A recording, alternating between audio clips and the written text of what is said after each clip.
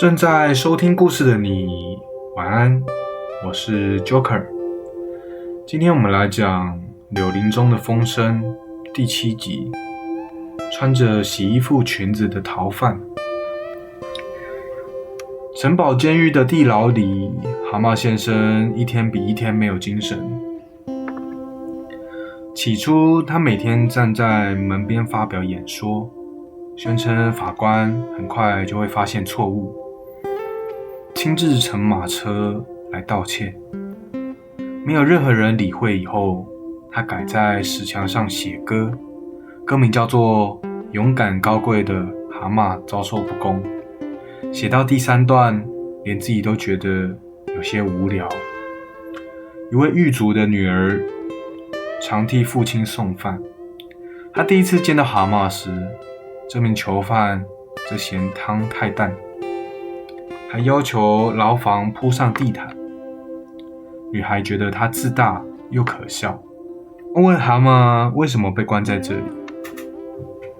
蛤蟆立刻说自己因驾驶天分太高而遭人嫉妒，接着又把法庭上的无理说成勇敢辩护。女孩听得又好气又好笑，她不认为蛤蟆完全无辜，却觉得这个爱吹牛的囚犯不像真正凶狠的人。20年刑期也实在太漫长。几天后，他带来一篮自己家做的食物。蛤蟆吃下第一口，立刻开始描述蛤蟆庄的餐厅、银器和仆人。从那天起，女孩偶尔陪他说话，也听他一遍遍谈起河岸与朋友。女孩的姑妈是一名洗衣妇，每天提着大篮进出城堡。她与蛤蟆身形相近，女孩因此想到一个大胆的办法，让蛤蟆换上姑妈的衣服，假扮成那位每天都会出城的人。蛤蟆听见逃跑，立刻恢复精神。他先提议从塔顶垂绳，再建议挖一条地道。女孩要他安静，因为最安全的计划只有3件事：换衣服、提篮子、低着头走过大门。洗衣服姑妈愿意出售身上的裙子、围裙、披肩和帽子，可是蛤蟆摸遍口袋，才想起钱包仍留在蛤蟆庄。他只好写下一张承诺付款的纸，再由女孩替他做保。洗衣服半信半疑，最后警告蛤蟆，敢弄丢他的衣篮，他一定亲自把他送回来。换好衣服后，蛤蟆站在小镜子前，非常不满意。裙子太宽，帽子也毫无气派。他想加上一枚别针，让自己看起来像富有的洗衣妇。女孩立刻把别针拿走，说越像一位值得多看2眼的人，你就越走不出去。蛤蟆只得用披肩遮住脸，提起装满衣物的大篮。第一道铁门打开时，他双腿发软。守卫抱怨洗衣服今天走得特别的慢，还催他别挡路。蛤蟆差点用平常响亮的声音回嘴，赶紧把话变成一阵咳嗽。一名年轻守卫还伸手想替他提篮子，蛤蟆害怕对方靠得太近，连忙把篮子抱紧，故意用尖细的声音抱怨男人会把刚洗好的床单弄脏。旁边的守卫听得哈哈大笑，反而催同伴别多管闲事。第2道门的守卫想检查篮子，蛤蟆紧张地把帽子越压越低，幸好里面只有床单与衣物。守卫翻了2下，便不耐烦地挥手放行。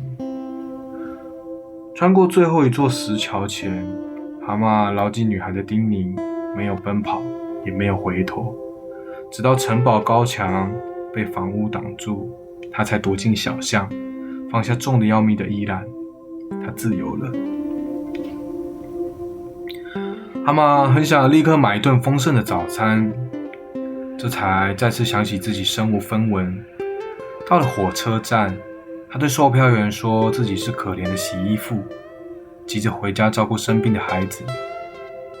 售票员只指向票价牌，一点也不敢动。就在蛤蟆发愁时，一列货运火车准备开动。他跑到车头旁，向火车司机诉说一段新编的悲惨故事。司机看这位满身泥土、提着大篮的洗衣妇，终于答应让他躲进驾驶室。火车离站不久，远方传来汽笛，另一列特别列车正沿着同方向追赶，上面载满警察和狱卒。司机问蛤蟆，为什么整座城堡要追一名洗衣妇？蛤蟆知道自己再也瞒不下去，只好摘下帽子，坦白自己是逃出牢房的蛤蟆先生。他说完偷车、判刑与换装的经过，等待司机把自己交出去。司机听完，认为蛤蟆确实是个惹祸精，却也不愿把身旁乘客直接送回20年的牢狱。他让火车加速，亲自添煤，把追兵一度甩在后面。两列火车一前一后穿过田野，每到平路直段，追兵便靠近。每逢弯道与坡顶，货运火车又暂时藏进烟雾。蛤蟆忘了自己仍穿着裙子，也抢着替司机添煤，弄得帽檐和鼻尖全是黑灰。司机叫他别只顾回头，还要帮忙看清前面的信号。蛤蟆一边添煤，一边从烟雾里寻找号志。可是前方有长坡，货运火车载得太重，速度慢了下来。后面的汽笛越来越近，司机指向旁边的森林，告诉蛤蟆，火车绕过下一个弯时，会短暂看不见追兵。他将放慢速度，蛤蟆必须跳下去，立刻离开铁路。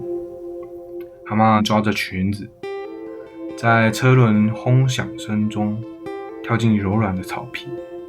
他滚了好几圈，抬头时，只见司机的火车正把警察继续引向远方。他本想站上石头，发表一段逃狱成功的演说。追兵的汽笛从弯道后面传来，吓得他赶紧抱起裙摆，钻进森林。夜里，蛤蟆缩在树洞中，他没有钱，没有食物，身上还穿着一件不合身的洗衣服裙子。那些厚重铁门已在很远的地方，他却仍不敢点火，也不敢大声唱歌。蛤蟆把衣篮当枕头，害怕稍微退去后，他又为自己走出城堡感到得意，甚至低声替这场逃亡编起一首歌。